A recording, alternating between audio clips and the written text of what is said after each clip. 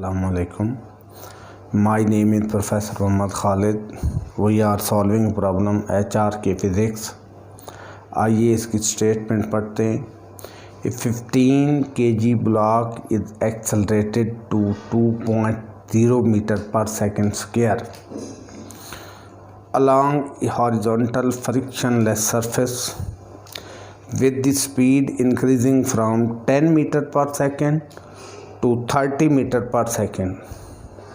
What are A point, the change in the block mechanical energy, B part, average rate at which the energy is transferred to the block, what is the instantaneous power of that block when block speed is 10 meter per second square and 30 meter per second square. तो यहाँ पे एक block है जिसका mess हमें given है. Block का mess है 15 kg. ये इसका मैस है. It is moving on a frictionless surface. No friction, that is frictionless surface.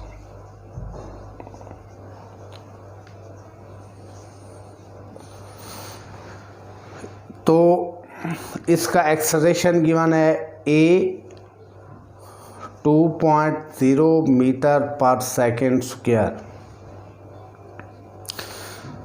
तो यहाँ पे वर्क डन हमने फाइंड करना है. इसकी वेलोसिटी, इनिशियल वेलोसिटी गिवन है VI is equal to 10 metre per second और VF की वैल्यू है 30 metre per second.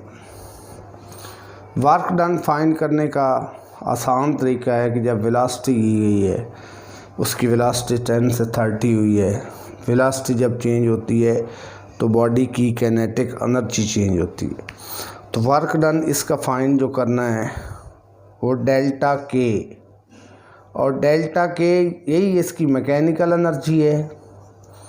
Potential energy तो है नहीं कि हॉरिजॉन्टल सरफेस पे है. यही मैकेनिकल एनर्जी है.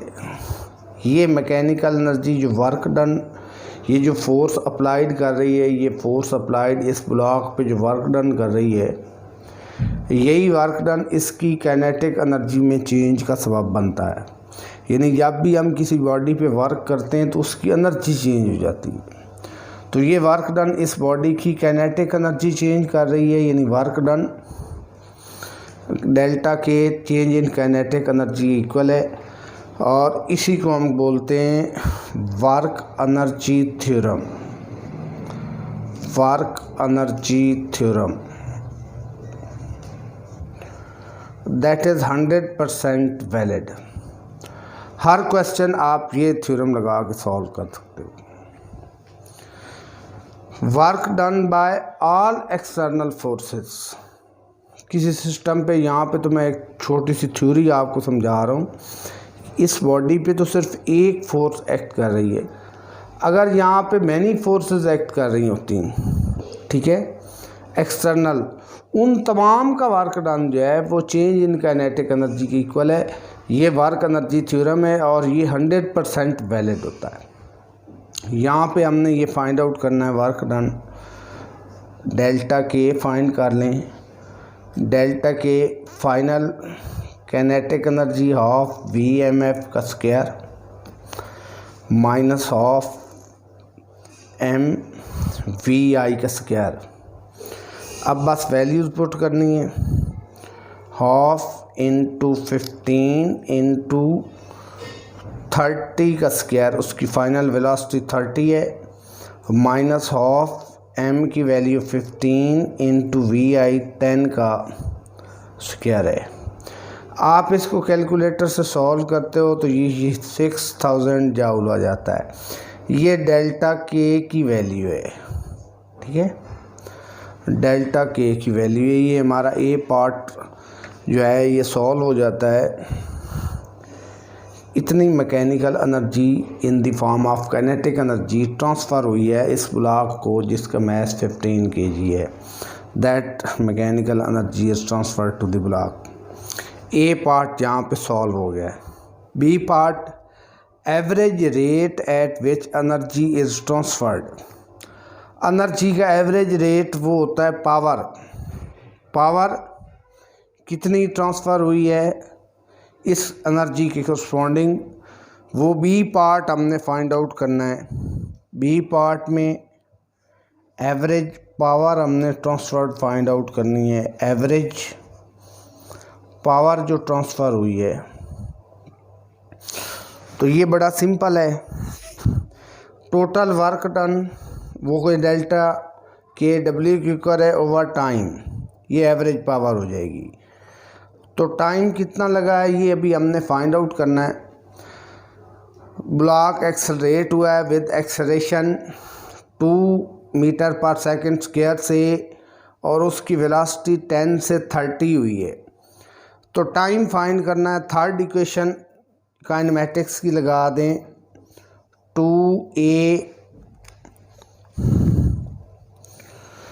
फर्स्ट इक्वेशन लगा दें, v f is equal to v i plus a t. यहाँ से टी की जो वैल्यू आती है वो आती है V F minus V I over A.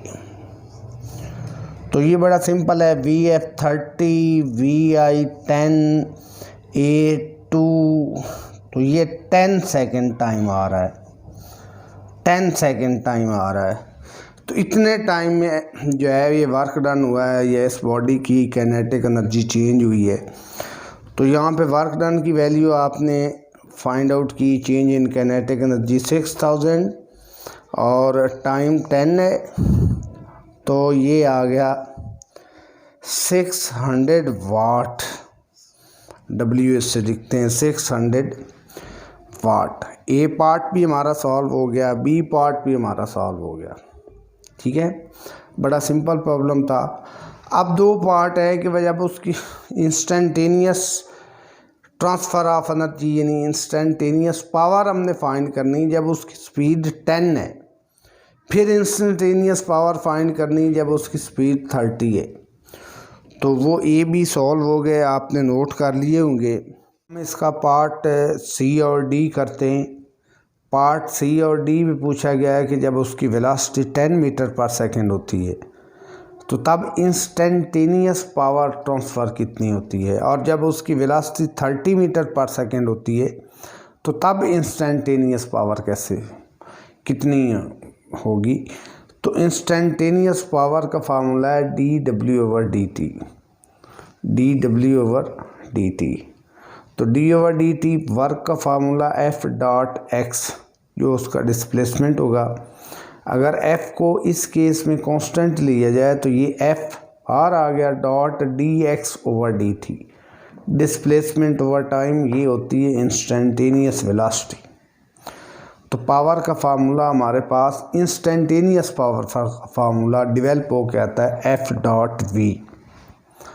तो दो वेक्टर हैं, power is equal to f dot v. दो वेक्टर का स्केलर प्रोडक्ट है तो एफ इसको लिखा जा सकता है F we cos theta.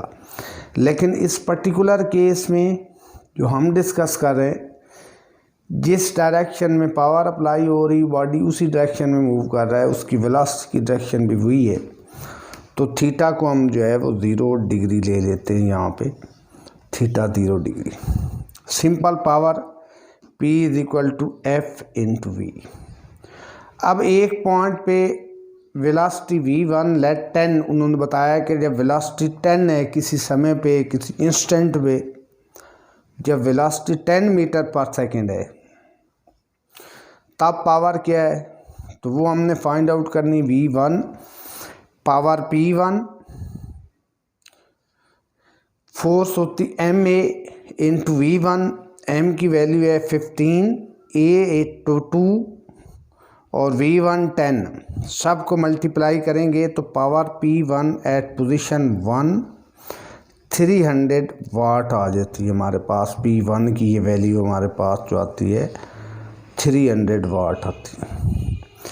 Similarly जब वेलोसिटी किसी दूसरे इंस्टेंट पे 30 है तो average rate of transfer of energy, जिसको हम इंस्टेंटेनियस पावर बोल रहे हैं, तो वो होगी एफ की value MA into V2, M की वैल्यू 15, A2 और V2 30 है, सबको मल्टीप्लाई करें 900 वाट आता है। तो ये पार्ट A का आंसर है, C का आंसर है और ये पार्ट D का आंसर है। तो चारों पार्ट जो हैं वो सॉल्व हो गए। अगर आपको ये वीडियो जो है वो अच्छी लगे, इस न्यूमेरिकल प्रॉब्लम की समझ आए, कंसेप्ट आपके बने, तो इसको लाइक करें, शेयर करें, सब्सक्राइब करें। Thank you very much.